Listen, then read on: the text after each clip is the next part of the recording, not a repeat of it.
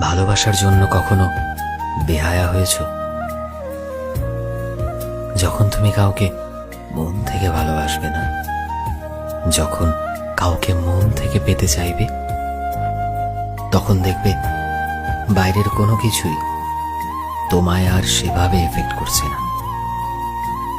কোনো কিছুতেই তোমার ভ্রুক্ষেপ থাকছে না, কোনো কিছুকে তুমি পাত্তা দিচ্ছ না, একদম বেপরোয়া হয়ে গেছো। তোমার কাছে যেটা আসল বিষয় সেটা হচ্ছে তোমার ভালোবাসা আর তোমার ভালোবাসার সেই মানুষটি। এরা ছাড়া আর কোনো কিছুই তোমার কাছে ইম্পর্টেন্ট নয়। এবং এই ফিলিংসটা তখনই হবে যখন তুমি কাউকে মন থেকে ভালোবাসবে, মন থেকে যখন তাকে পেতে চাইবে। শুধুমাত্র শারীরিক আকর্ষণের জন্য নয়, যখন মানসিক আকর্ষণ অনুভব করবে, যখন কারো সাথে কথা বলতে তোমার ভালো লাগবে, যখন কারো সঙ্গ তোমার ভালো লাগবে, যখন কারো সাথে সময় কাটাতে ভালো লাগবে, তখনই তুমি একটা তীব্র মানসিক আকর্ষণ অনুভব করবে।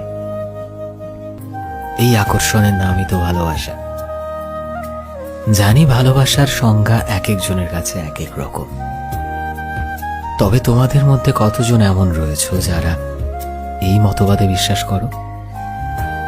কমেন্টে অবশ্যই জানিও। ভিডিওতে আগে যাওয়ার আগে জানিয়ে রাখি, আমি শোভন আছি তোমাদের সাথে এবং তোমরা দেখছো তোমাদের প্রিয় চ্যানেল অনুভূতি অরিজিনাল। সো যেটা বলছিলাম, ভালোবাসতে গেলে একটু বেহায়া হতেই হয় বন্ধু। এই বেহায়া হওয়াটা মোটেও খারাপ নয়।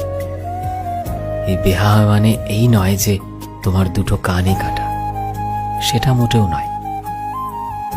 তুমি তো মানুষটাকে ভালোবাসো, তুমি তো মানুষটার জন্য অনুভব করো, তুমি তো মানুষটার সাথে বুড়ো হতে চাও, তুমি তো মানুষটার পাশে সারা জীবন হাঁটতে চাও।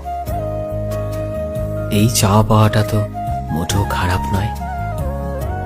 এই চাওয়া পাওয়ার মধ্যে কোনো ভেজাল নেই, আছে শুধুই বিশুদ্ধতা, আছে শুধুই ব্যাগ ভর্তি ভালোবাসা, একরাশ ইমোশন এবং প্রিয় মানুষের জন্য স্নেহ চুম্বন। তুমি তোমার কাছের মানুষকে যতটা বেশি ভালোবাসবে, তোমার ভালোবাসা ঠিক ততটাই বেপরোয়া হবে, তুমিও ততটাই বেহায়া হবে। সমাজ কি বলে বলুক না,